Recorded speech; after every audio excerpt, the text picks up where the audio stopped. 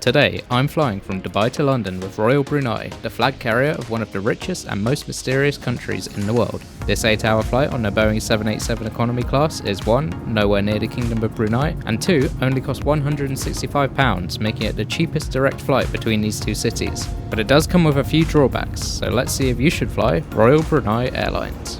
We start off at Dubai's Terminal 1 at about 1 AM, where I just got off a KLM flight from Amsterdam, and the transfer experience here is very simple, only taking me a few minutes as the airport was pretty quiet. And yes, I was travelling from Amsterdam to London via Dubai, don't ask me why. I still had over an hour before boarding, and there's not much to do at this airport after midnight, so instead let me take some time to answer the question, who are Royal Brunei? If you're anything like me, then the only thing you know about Brunei is that it's on the island of Borneo, and the guy in charge is extremely rich, hence the saying, as rich as the Sultan of Brunei. Besides that, it's a mysterious kingdom, relatively closed off from the outside world, but despite their small population of 450,000, they rank as one of the richest countries in the world when adjusted for purchasing power, even slightly higher than the US and much higher than the UK. Their flag carrier airline Royal Brunei was founded in 1974 and just celebrated their 50th anniversary last year. And with 7 Airbus A320neos and 5 Boeing 787-8s, they have a small but modern fleet operating out of the capital city, Bandar Seri Begawan. They mostly just fly around Southeast Asia, though offer a few flights further afield, including London and Melbourne. So that also makes them one of the most affordable airlines on the kangaroo route from Australia to the UK. Anyway, that's enough about Royal Brunei for now. Time to get back to the airport. From the heart. It's time to head to the gate, and I have to say Dubai's Terminal 1 is nothing special, much less impressive than Terminal 3, which is home to Emirates. But I do like the little lanes they put on the travellators. Still doesn't make people move to one side though. Maybe one of the first indicators that Royal Brunei is more of a budget airline is that our gate, D21, was the very furthest to walk to in this terminal. Though the terminal itself isn't too big, so it didn't take too long. By the time I arrived, most people were already through to the small holding area, and it was a relatively confused boarding process as a gate agent called a bunch of us down the jet bridge, only for another to realise business class hadn't boarded yet, so we had to go back to the waiting area until every business class passenger was boarded. Now before we head on board, here's the route map and stats for today's flight. We would get a great view of Dubai's skyscrapers on takeoff before heading over the Persian Gulf and Saudi Arabia, then take a small detour to avoid Israeli airspace before heading straight over Europe to land in London a few minutes behind schedule. Also here's a seat map, and worth noting I tried to pay for a seat, but no matter how many times I tried, all credit cards I used, I even tried changing my location with a VPN, I still couldn't get the payment to work. I was able to select a seat for free at check-in, but it wasn't the seat I wanted. The Royal Brunei 787-8 has 18 slightly dated looking business class seats, then 236 economy class seats in the back in a typical 3-3-3 layout. And maybe the best thing about the economy seats is the surprisingly good legroom with 33 inch of seat pitch. KLM flight I just came off had 2 inches less legroom in comparison. I also noticed as we boarded they were playing a piano rendition of Dancing Queen by ABBA, which seemed very random but not in a bad way. So as you can see, great legroom, but that's about it as far as compliments go. The seat was a bit old and tired feeling, the tray table was wonky, and probably worst of all was that the TV screen was only 9 inches with a dated UI and poor movie selection. If you're flying Royal Brunei's longest route from Melbourne to London, then you might want to bring your own entertainment.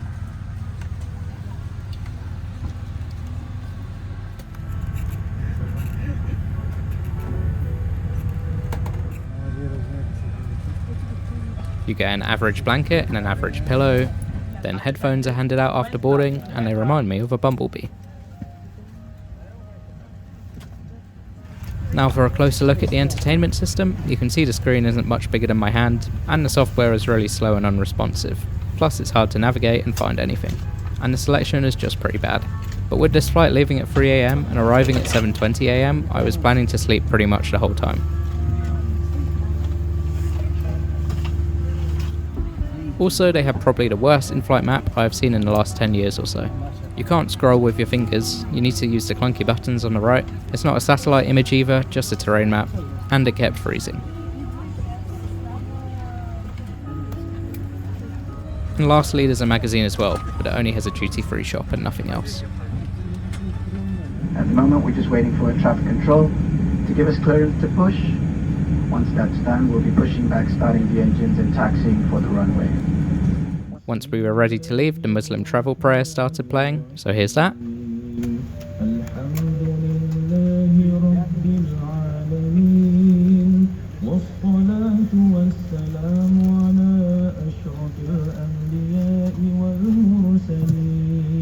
Then after that, the basic safety video. Ladies and gentlemen, welcome aboard our Royal Brunei Airlines Heathrow 787 Dreamliner flight. For your comfort and safety, we would like to introduce you to some of the safety features of our aircraft. Enjoy your flight with Royal Brunei. Now as we start to push back, let me take a moment to praise the cabin crew. Definitely one of the friendliest and most accommodating I've ever seen in economy class. First of all, they were warm and friendly throughout, which is very impressive considering they're working a long night shift, and I'm comparing that with a Qatar Airways flight I reviewed, which also left at 3 AM, where the cabin crew were grumpy and just looked miserable the whole time. This flight also happened to be during Ramadan, and the crew did a great job there, letting people who were fasting know exactly when the sun would rise and giving the option to eat the main breakfast meal right after takeoff instead of just before landing. And also something I personally appreciated is that they didn't lock the windows to fully tinted, which is what many airlines would do on a night flight like this, so I was able to wake up to a nice sunrise. It reminded me a lot of Malaysia Airlines, who love to talk about their Malaysian hospitality, which makes sense as Malaysia Airlines, Royal Brunei and Singapore Airlines all have that Malay spirit, but of the three airlines I would probably say I was most impressed with this Royal Brunei crew. But enough about the crew, time to sit back and enjoy a fantastic view of Dubai at night.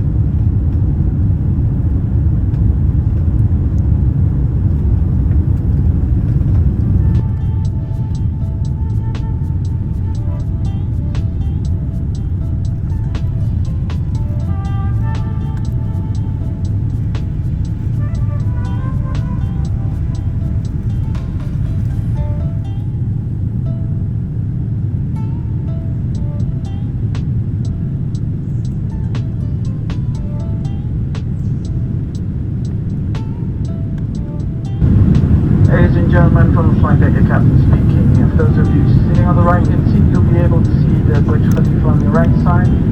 Those on the left, you'll be able to see the palm on the left side. Enjoy the view. And that little announcement from the pilot telling people to enjoy the view is what I liked about the crew, just very genuine feeling. On the other hand, it was 4 in the morning at this point, so maybe they should have just let people sleep. As we flew over the Persian Gulf, it did get a bit bumpy, and the cabin crew served a choice of chicken tikka or margherita pizza. You can see how turbulent it was from how much my water is moving. And the pizza was quite good, but nothing special. After that snack, I decided I should get the loo review out of the way, so here it is. Normal for a Boeing 787, but they did have an air freshener and toothbrush kits in here, and the crew kept it clean throughout the whole flight. After that, I went straight to sleep and woke up somewhere over the Aegean Sea to a lovely sunrise. But we still had over 3 hours to go at this point, so I went back to sleep until breakfast. Now for breakfast, somewhat strangely, the two choices were scrambled egg, potato and chicken sausage, or omelette, potato and chicken sausage.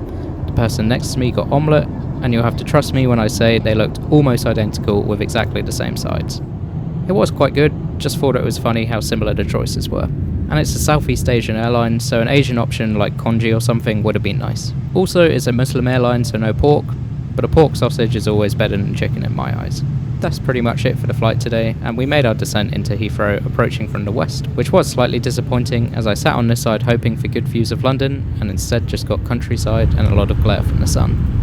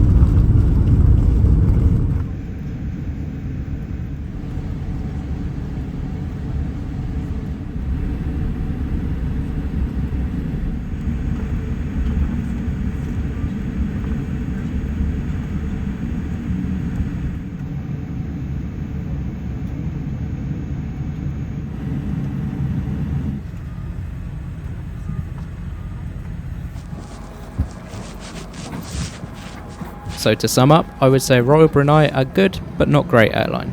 Standouts were the above average legroom, fantastic service and extremely cheap price. But they are clearly more budget oriented and their Boeing 787 cabin is pretty dated compared to many airlines. I also wasn't able to book a seat in advance, which was mildly annoying.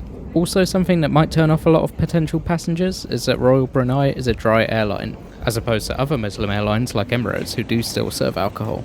That doesn't bother me, but if you're the type to smash a gin and tonic with your main meal, then prepare to be disappointed.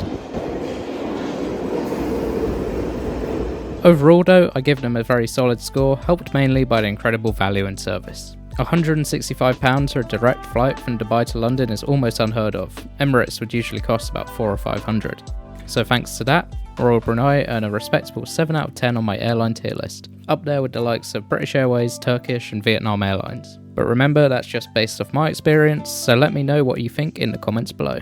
In the next few months I have some good flights planned, including Austrian Airlines, United, BA, Virgin Atlantic, Hawaiian Airlines and more. So please like and subscribe if you want to see that. Thanks for watching and goodbye.